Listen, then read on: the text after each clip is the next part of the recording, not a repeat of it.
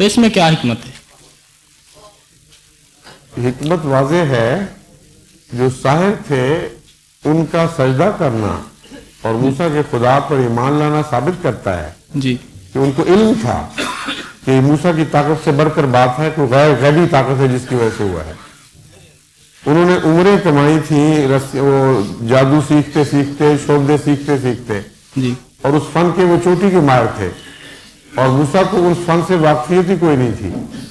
इसलिए उन माहिरों पर मूसा का गालिब आ जाना उनके नजदीक मौजज़ा था।